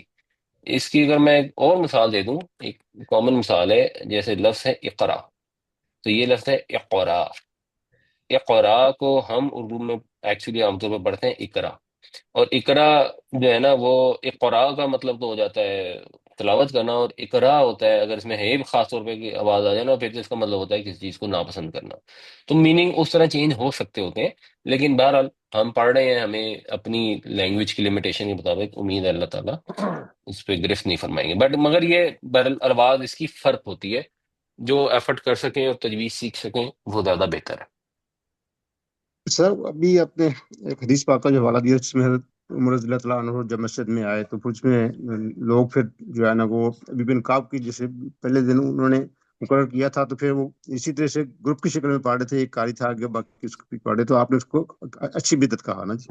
اچھا، لفظ تو آ گیا دوسری نا جی، دفعہ، وہ آپ دوسری دفعہ دوسری دفعہ، ہاں جی دوسری دفعہ میں جی یہی جی کہہ رہا ہوں، دوسری دفعہ جب آپ نے دیکھا تو اس کو اچھی بدعت کہا کہ یہ کچھ بہتر ہے، تو مطلب لفظ بدعت کا تو آ گیا اور اچھا بھی کہا، اس لیے تو کچھ لوگ ہمارے ہاں کہتے ہیں جی نہیں جی یہ احسن بدعت ہے اگر حسن ہے، اور جبکہ لفظ دوسری دفعہ آتے ہیں تو کل بدعت ضلالہ کل ضلالت فی النار کا ہم نارمل یہ بھی یوز کرتے ہیں کہ جتنے بھی بدعات ہیں سب وہ ضلالتیں ہیں، اور ضلالت جو ہے نا گمراہی جو ہے نا وہ جہنم کی طرف لے جاتی ہے نا، جبکہ یہاں پر کہا گیا، اور اسی کو لوگ پھر آگے جو تم رضی اللہ عنہ والی جو بات جو تھی نا، اسی کو وہ کہہ رہے ہوتے ہیں کہ اچھی بدعت بھی ہوتی ہے اور بری بدعت بھی ہوتی ہے۔ اس پہ کمنٹ کر دیں پلیز۔ دیکھیں جی، اس میں گزارش یہ ہے، اگر میں آپ کو پہلے ایک اور دوسری مثال دوں، دوسری مثال ہے کہ ایک لفظ ہوتا ہے حج۔ حج کا مطلب ہوتا ہے ارادہ کرنا، تو فمن حج البیت او اعتمرا، جس نے اس گھر کا ارادہ کیا، تو حج کا مطلب ہوتا ہے ارادہ کرنا، لیکن یہ ارادہ کے علاوہ حج کا مطلب ہوتا ہے پلگرم حج، جو ہم حج کرتے ہیں، یہ دونوں مطلب ہوتے ہیں۔ اسی طرح صلوات کا مطلب جو ہوتا ہے وہ مثلاً دعا کرنا ہوتا ہے یا رحمت ہوتا ہے، جیسے الصلاۃ والسلام علیکہ یا رسول اللہ، تو صلوات کا مطلب ہوتا ہے رحمت یا دعا یا درود، لیکن صلات ہی کا مطلب نماز بھی ہوتا ہے۔ اسی طرح بہت سارے الفاظ ہیں۔ تہجد کا جو مطلب ہے، اس کا مطلب ہے رات کو اٹھنا، تہجد کا مطلب نماز پڑھنا نہیں ہے، تہجد کا مطلب ہے نیند کے بعد اٹھنا، جاگنا، بیدار ہونا، لیکن تہجد جب ایک کانٹیکس میں استعمال ہوتی ہے تو اس کا مطلب ہوتا ہے تہجد کی نماز ادا کرنا۔ اسی طرح بدعت کا جو لفظ ہے، یہ تو قرآن شریف میں آپ نے اکثر لفظ پڑھا ہوا ہے، بدیع السماوات والارض۔ بدیع کا مطلب ہوتا ہے کسی چیز کو نئے طریقے پہ کرنے والا، جو پہلے سے موجود نہ ہو، نیا ایجاد کرنے والا۔ تو بدعت کا مطلب ہوتا ہے کوئی نئی چیز شروع کی جائے، تو کوئی نئی چیز شروع کرنا وہ ایک میننگ ہے اس کا۔ اور بدعت کا ایک مطلب یہ ہے کہ اللہ کے نبی صلی اللہ علیہ وسلم جو دین لے کر آئے ہیں، اس دین کے اندر کوئی ایسی نئی چیز شروع کر دی جائے جس کا ثبوت حضور سے نہیں ملتا۔ یہ دو مختلف چیزیں۔ تو حضرت عمر نے جو وہاں پر بدعت کا لفظ استعمال کیا کہ یہ نیا طریقہ ہے، یہ اچھا ہے، یعنی پہلے والے کے مقابلے میں پہلے لوگ متفرق طریقے سے پڑھ رہے تھے قرآن کی، ایک طرح سے تھوڑی بے ادبی ہو رہی تھی، تو یہ ایک میں نے نیا جو سسٹم کر دیا، یہ نیا سسٹم بہتر ہے، اس کا مطلب ہے وہ۔ اور جس کو کلو بدعت دلالہ جو ہے، کہ ہر بدعت جو ہے گمراہی ہے، وہ جو لفظ ہے وہ اس کانٹیکس میں استعمال ہو رہا ہے کہ جو اللہ کے نبی صلی اللہ علیہ وسلم کے طریقے کے اندر تبدیلی کر کے ہم اپنا طریقہ لے آتے ہیں، جو حضور کے ثابت نہیں ہے، وہ ایڈمنسٹریٹو پرپس کے لیے نہیں ہے۔ اس لیے مثال کے طور پہ آپ کہیں گے کہ جو لاؤڈ سپیکر ہے یہ اچھی بدعت ہے، تو یہ ہوگی اس سینس میں جو گرامرٹیکلی نئے کے لیے لفظ استعمال کیے جاتے ہیں عام۔ اور اگر آپ کہیں گے کہ ہر اذان سے پہلے درود پڑھنا لازم کر لینا یہ ایک بدعت ہے، تو وہ اس کانٹیکس میں ہوگی جس کانٹیکس میں نبی کریم صلی اللہ علیہ وسلم نے اس بدعت کو گمراہی قرار دیا ہے۔ اچھا جی، یہ معظم صاحب نے پوچھا ہے منیمم کتنے نفل پڑھے جا سکتے ہیں؟ جی منیمم اگر تو آپ نے دن میں نفل پڑھنی ہے، جو میری انڈرسٹینڈنگ ہے تو ایک پڑھ سکتے ہیں، بٹ آپ یوں سمجھیں کہ منیمم 3 جو ہے وہ پڑھ لینے چاہیے، یہ آئیڈیل ہے۔ سر میں تہجد پہ پوچھ رہا ہوں، تہجد کے منیمم نفل کتنے ہوتے جی جی، ہیں اور اس تہجد کا کے منیمم ٹائم 3 بھی ہی ہوں گے۔ بتا دیں؟ تہجد کے 3 آئیڈیل نفل ٹائم ہم تو ہے بالکل فجر کا ٹائم شروع ہونے سے پہلے، یعنی آپ آج جی کل خاص طور پہ آپ سحری کے لیے اٹھتے ہیں تو آپ ذرا 15 منٹ پہلے اٹھ جائیں اور جی تسلی سے پڑھ لیں، اور اگر زیادہ پہلے اٹھ جائیں اور تھوڑا زیادہ پڑھ لیں تو اور زیادہ اچھا۔ سر میں نے سنا تھا کوئی 4 8 یا 12 ہوتے ہیں، 6 یا اس طرح نفل پڑھتے ہیں۔ جو تہجد کے نفل کا جو طریقہ جو حدیث میں ایک میں آتا ہے وہ یہ ہے کہ آپ پڑھتے جائیں، آپ جتنے مرضی پڑھیں بنیاد پہ، 2 جمع 2 جمع 2 آپ پڑھتے رہیں، جب آپ کو لگے کہ سورج طلوع ہونے لگا تو ایک پڑھ لیں۔ یہ ایک حدیث میں طریقہ اس کا بتایا گیا ہے۔ تو اب آپ نے 2 جمع 1 پڑھ لیے تب بھی ٹھیک ہے، آپ نے 4 جمع 1 پڑھ لیے تب بھی ٹھیک ہے، آپ نے 6 جمع 1 پڑھ لیے تب بھی ٹھیک ہے، 8 جمع 1 پڑھ لیے، 10 جمع 1 پڑھ لیے، یا 3 اگر کاؤنٹ کر لیں تو 3 جمع 2 پڑھ لیے، 3 جمع 4 پڑھ لیے، 3 جمع 8 پڑھ لیے تب بھی ٹھیک ہے۔ جو نبی کریم صلی اللہ علیہ وسلم سے پتہ لگتا ہے وہ ہے 4 4 3، جو ابھی پچھلی حدیث ہم نے ڈسکس کی۔ تو اس کا مطلب لوگ کہتے ہیں کہ یار یا تو 4 پڑھ لو اور پھر 3 پڑھ لو، یا 8 پڑھ لو اور پھر 3 پڑھ لو، 12 اور 3 پڑھ لو، کئی 4 4 کے وہ بنا لیتے ہیں۔ جتنے مرضی پڑھ لیں، ان نفلوں میں کوئی تخصیص نہیں ہے، اسی وجہ سے بہت ساری جگہوں پہ اور ایون خانہ کعبہ میں بھی 20 رکعتیں پڑھی جاتی ہیں اور پھر 23 پڑھے جاتے ہیں ٹوٹل، تو وہ بھی ٹھیک ہے، کسی میں کوئی ایشو نہیں۔ اچھا، میرا کوشچن یہ ہے کہ آپ نے فرمایا کہ جو قرآن پاک کی آیت ہے اقیم الصلاۃ لدلوک الشمس، جی یہاں پر پھر آپ نے وہ قرآن الفجر ان القرآن الفجر کان مشہودا، تو یہاں پہ آپ نے قرأت فرمایا کہ فجر کی قرأت جو ہوتی ہے اس میں فرشتے حاضر ہوتے ہیں، قرأت لفظ ہے یا قرات لفظ ہے؟ یہ تھوڑا سا اس میں تھوڑی سی مجھے وضاحت فرماتے ہیں، کیونکہ قرأت کا تو قرأت کا میں نے پڑھا تھا کہ قرأت وہ ایک کپڑے کو کہتے ہیں، وہ جو عورتیں یوز کرتی ہیں، یا وہ یہ تھوڑا سا آپ دیکھ لیں۔ اصل میں اس میں بھی دیکھیں ایک پرابلم ہے، میں پرابلم آپ کو بتا دیتا ہوں۔ جی جی پرابلم یہ ہے کہ جیسے مقام محمود کی بات ہوئی نا، تو جی جی وہ لفظ ہے محمود، اور ہم اردو میں جب بولتے ہیں یا کسی کا نام بھی لیتے ہیں تو ہم کہتے ہیں محمود، ہم محمود نہیں کہتے۔ جیسے حضرت سلیمان علیہ السلام کے والد تھے تو ان کا نام ہے داود، لیکن ہم داود نہیں کہتے، ہم کہتے ہیں داؤد علیہ السلام۔ تو جب ہماری زبان میں الفاظ آتے ہیں تو ان میں تھوڑی تبدیلی آ جاتی ہے، تو اس کا ہو سکتا ہے اصل لفظ وہی ہو جو آپ کہہ رہے ہیں، قرات، قرات آپ کہہ رہے ہیں تو ہم اس کو قرات کہہ دیتے ہیں، وہ ہماری زبان کے فلو میں آ جاتا ہے۔ تو اگر آپ ایگزیکٹلی صحیح لفظ دیکھیں گے تو وہ غالباً قرات ہی ہوگا۔ اگر قرآن شریف میں کہیں آیا ہے تو اس کو بالکل صحیح پڑھنا چاہیے۔ جب ہم اپنی زبان میں گفتگو کر رہے ہیں تو اس کے اندر وہ مطلب، یعنی قرآن میں آپ داؤد نہیں پڑھ سکتے، وہاں آپ یہ نہیں کہہ سکتے وقتل میری طرف سے داؤد نظر جالوت، کیا وہ ہوا ہے غلط آپ ہے۔ صاحب نے۔ دوسرا آپ نے یہ سوال کے جواب میں یہ فرمایا تھا کہ دین میں جو اضافہ ہوتا ہے وہ بدعت ہوتی ہے، اور اس کی جی مثال آپ نے یہ دی کہ نماز سے یہ اذان سے پہلے درود شریف پڑھنا، تو حضرت جی عمر رضی اللہ تعالیٰ عنہ نے وہ بھی جو تراویح کے اندر وہ اکٹھا کر دیا سب کو، کیا وہ دین میں اضافہ نہیں ہے؟ نہیں، وہ ہے ایڈمنسٹریٹو، وہ میں نے مثال دی تھی آپ کو لاؤڈ سپیکر کی، یعنی اللہ کے نبی صلی اللہ علیہ وسلم نے ایک جماعت کرائی نا، کہ آپ نے تراویح کی جماعت کرائی جس میں آپ پڑھ رہے تھے اور باقی سب اکٹھے تھے، تو اس کا مطلب یہ جائز ہے، یہ نیا طریقہ نہیں ہے۔ عرض یہ کرنا تھا کہ نماز، پانچوں نمازوں میں جو 2 نمازیں ہیں اس میں تلاوت بآواز بلند نہیں ہوتی ظہر اثر میں، اس کی جی، کوئی وجہ ہے یا اس کا پس اس کی منظر کیا وجہ ہے؟ پہلی وجہ دیکھیں، پہلی وجہ تو ہے کہ اللہ کا نبی صلی اللہ علیہ وسلم نے ایسا ہی کیا، تو پہلی وجہ تو یہ ہے۔ اب ہم سمجھنے کے لیے کوشش کرتے ہیں کہ کیا وجہ ہوگی۔ مجھے جو سمجھ آتی ہے وہ یہ ہے کہ یہ 2 نمازوں کے اوقات وہ ہیں جو ہمارے کام کاروبار کے اوقات ہیں، تو اگر اس میں تلاوت کی جائے گی تو نماز لمبی ہو جائے گی، ظاہر سی بات ہے۔ تو اس میں شاید اللہ تعالیٰ نے ہماری سہولت کے لیے ان میں تلاوت اونچی نہیں رکھی، تاکہ وہ مختصر نماز پڑھ کے لوگ اپنے کام میں واپس جانا چاہیں تو جا سکیں، ان کے ذہن پر بوجھ نہ ہو۔ باقی جتنی نمازیں ہیں وہ ایک نارمل سچویشن کے لحاظ سے وہ دن کے اوقات میں نہیں ہے، وہ ایسا وقت ہے جس میں انسان کے پاس تھوڑا ٹائم ہوتا ہے، تو اس میں پھر تلاوت رکھ دی گئی۔ مجھے پرسنل یہ سمجھ آئی ہے، ویسے میں نے اس کی کہیں وجہ کو پڑھی نہیں ایک سوال اور عرض انشاءاللہ۔ کرنا تھا یہاں دبئی کے حوالے سے کہ یہاں پہ جی لوگ جب جماعت کی ہوتی ہے نماز کی تو فرض نماز پڑھ کے نکل جاتے ہیں کچھ لوگ، جی کوئی سنتے ہیں یا کوئی دوسری چیزیں نہیں، تو یہ اس کے بارے میں کچھ وضاحت فرمائیں گے؟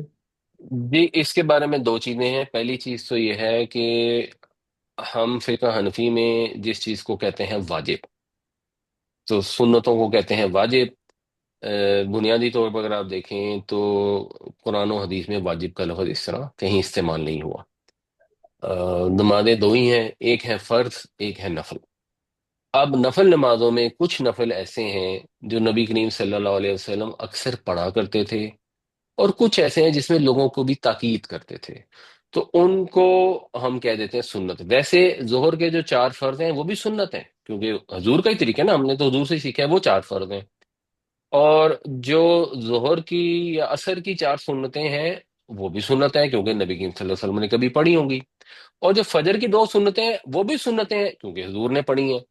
تو ہیں یہ سب سنتیں۔ اب ان میں سے ایک ہے جو فرض ہے، وہ تو حضور نے لازم فرما دیے، وہ تو پڑھنی ضروری ہے، جو وہ نہیں پڑھتا وہ اسلام میں ہی اپنے آپ کو نہ سمجھے۔ دوسرے وہ ہیں نفل جو نبی کریم صلی اللہ علیہ وسلم نے کبھی کبھار پڑھے، کسی نے نوٹ کر لیے، وہ کہیں ہیں اور کبھی بھی کتنے بھی پڑھ سکتے ہیں، تو ان کو کہتے ہیں سنت غیر موقدہ۔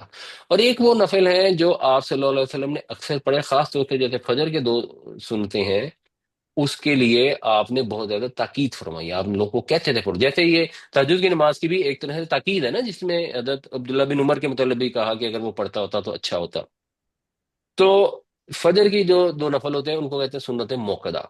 تو اب فقہ حنفی میں کیا پرابلم ہوئی کہ انہوں نے کہا کہ اگر ہم اس کو کہیں فرض تو یہ تو کہہ نہیں سکتے، یہ غلط ہے، اگر اس کو کہنے نفل تو لوگ چھوڑ دیں گے۔ اور کیونکہ نبی صلی اللہ علیہ وسلم اکثر پڑھتے تھے، اور فقہ حنفی جو ہے نا وہ جس کو اہل سنت کہتے ہیں وہ ہے یہ کہ جو رسول کا طریقہ چلا آ رہا تھا نا، ہمیں اس طریقے کو فالو کرنا ہے۔ تو انہوں نے کہا نہیں یار، اس کو آپ بالکل بھی نفل نہ کہیں کہ یہ پڑھ دیے تو پڑھ لیے، نہ پڑھ، تو انہوں نے اس کے لیے ایک واجب کا لفظ درمیان کا کر لیا کہ اب ہم کلیئر نہیں ہے، فرض ہم کہہ نہیں سکتے، نفل ہم کہنا نہیں چاہتے، تو یہ واجب ہے۔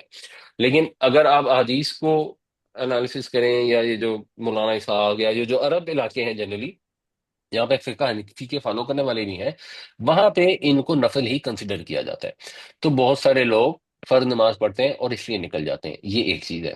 دوسری چیز یہ ہے کہ کچھ نمازیں ایسی ہوتی ہیں جن میں لوگوں نے نفل پڑھنے ہوتے ہیں، لیکن ان کے لیے یہ کہا جاتا ہے کہ آپ اپنے گھر میں جا کے نفل پڑھیں، تو کچھ لوگ ایسا بھی کرتے ہیں۔ لیکن جو آپ دبئی کی بات کر رہے ہیں، وہاں اپیرنٹلی وہ گھر میں جانے والی بات نہیں ہوتی، وہ کہتے ہیں بس یہ فرض ہے، فرض پڑھی اور چلے گئے۔ اور یہ حدیثوں سے بھی پتہ لگتا ہے کہ ایک اعرابی آیا، اس نے نبی صلی اللہ علیہ وسلم سے پوچھا کہ نماز کتنی ہے، آپ نے کہا جی اتنے فرض ہے، اور اگر اسے اضافی بھی پڑھ لو گے تو اس کے درجات ہیں، اس نے کہا جی میں تو فرض ہی پڑھوں گا۔ تو آپ نے کہا ٹھیک ہے، اور آپ نے کہا کہ اگر وہ دیکھے، اگر جو کہہ رہا ہے یہ کر لے گا کہ فرض ہی پڑھے گا اور صحیح پڑھ لے گا تو یہ جنتی ہے۔ تو یہ ان کا کانسیپٹ ہے، ہمارے یہاں تھوڑی سی کمپلیکیشن۔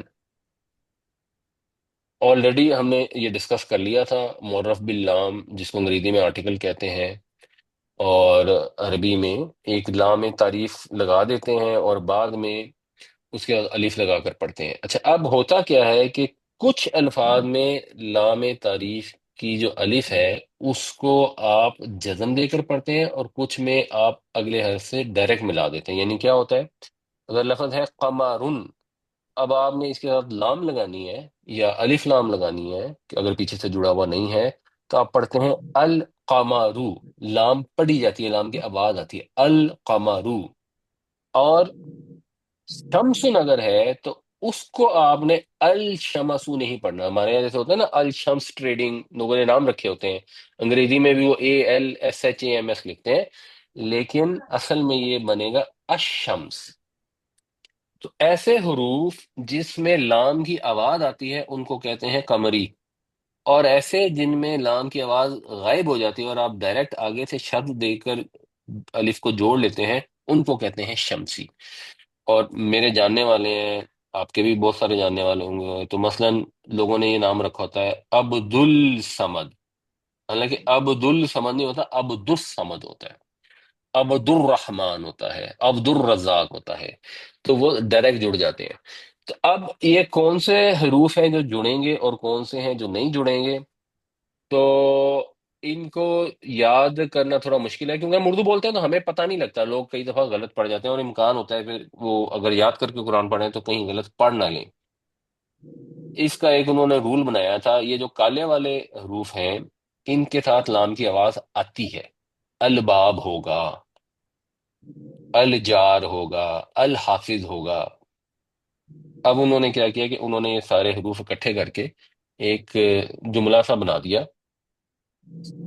وہ جملہ اگر آپ یاد کر لیں تو آپ کو غلطی ہونے کا امکان پھر ختم ہو جائے گا۔ حق کا خوف عجب غم ہے، تو یہ حروف جس میں بھی آ رہے ہوں گے اس کے ساتھ لام کی آواز آئے گی۔ جو باقی بچ جائیں گے، تے سے، دال دال، رے رے، سین سین، صاد ضاد، طو ظ، لام نون، ان کے ساتھ لام کی آواز نہیں آئے گی، بلکہ یہی حروف مشدد ہو کر آ جائیں گے۔ یہ النور ہو جائے گا، یہ اللیل ہو جائے گا، یہ الطیر ہو جائے گا، وغیرہ وغیرہ۔ تو اب آپ اس کی پریکٹس کر لیں۔ آئی ایم شیور کہ جو لوگ ریگولرلی قرآن پڑھتے ہیں ان کو یہ آتا ہی ہوتا ہے، لیکن اب میں نے یہاں پر شد نہیں ڈالی، آپ نے پہچاننا ہے کہاں پر شد ہے کہاں نہیں ہے، تو آپ یہ پڑھ لیں کہ یہ کیا ہے، صحیح سے کیسے پڑھ سکتے ہیں۔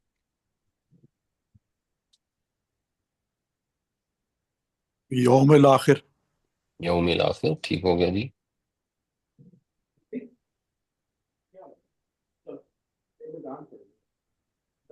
وادخل الباب، وادخل الباب، ٹھیک، وادخلوا الباب، انہ هو التواب، والتواب، هو التواب، ٹھیک، یہاں پہ شد تھی۔ الثمرات، ثمرات، الثمرات، بالکل ٹھیک۔ باقی لوگ بھی ذرا حصہ لیں پلیز۔ الجنہ، الجنہ، بالکل ٹھیک، الحمد، بالکل ٹھیک، الحمدللہ، اولئک ہم، اولئک هم الخاسرون، بالکل صحیح، یوم الدین، یوم یوم الدین، الدین، بالکل ٹھیک، والذاریۃ ذروا، الزاریات، والذاریات ذروا، ٹھیک، الرحمن، الرحمن، الرحمن، یہاں پر شد ہے، بالکل صحیح، آتوا الزکاة، زکات، آت الزکاۃ، یہ بھی شمسی ہے، من من من السماء، السماء، بالکل صحیح، یہ بھی شمسی ہے، تتلو الشیطان، تتلو الشیاطین، قتل شیاطین، الشیاطین، ٹھیک، یہ بھی شمسی ہے۔ شکیل صاحب آپ کچھ کہنا چاہ رہے ہیں؟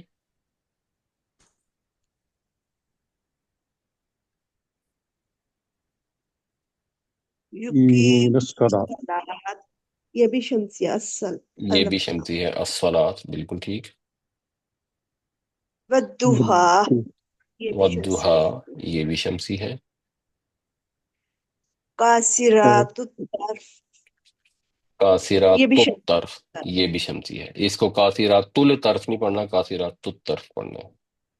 من الظالمین، من یہ بھی شمسی، الظالمین، یہ بھی شمسی۔ والعبد والعبد بالعبد، بالعبد، یہ کون یہ سا ہے؟ کمری، یہ یہ بھی قمری ہے، شمسی، قمری تھا یہ، والعبد میں لام کی آواز آ رہی تھی نا۔ من ہاں یہ کون سا الغیظ، ہے؟ من الغیظ، قمری، یہ کون سا ہے؟ یہ بھی قمری، اور قمری کا جو یاد رکھنے کا رول ہے کہ یہ غین جو ہے یہ یہاں پر آ رہا ہے، تو اس لیے یہ قمری ہے، یہ یوم یوم الفرقان، الفرقان، بالکل صحیح، القاریہ، القاریہ، القاریہ، یہ بھی قمری ہے، اصحاب اصحاب الکہف، الکہف، اصحاب الکافی، ٹھیک، یہ بھی قمری، الی اللیل، الی اللیل، اللیل، جی، الی اللیل، اللیل، یہ شمسی ہے۔ ویسے یہ قمری بھی ہوتا تو اس نے اللیل ہی پڑھے جانا تھا، یہ اس طرح کا کیونکہ یہ نام خود آ گئی ہے۔ للملائکۃ، للملائکہ، یہ بھی قمری، الی النور، النور، بالکل ٹھیک، شمسی، وما هو بالحزر، ٹھیک، یہ بھی ہے قمری، والبتر والوتر، یہ بھی قمری. عن الیتام یتام عن انل یتام، الیت ٹھیک. یہ کون سا ہے، قمری ہے یا شمسی ہے؟ قمری ہے. یہ بھی قمری قمری ہے. اللہ تعالیٰ ہمیں قرآن پڑھنے، سمجھنے، اس پر عمل کرنے کی توفیق عطا فرمائے. اللہ تعالیٰ رمضان کی برکتیں عطا فرمائے. ہمیں توفیق دے کہ ہم اس رمضان سے بہترین فائدہ اٹھائیں اور اس سے جنت کو حاصل کرنے میں ہیلپ لیں.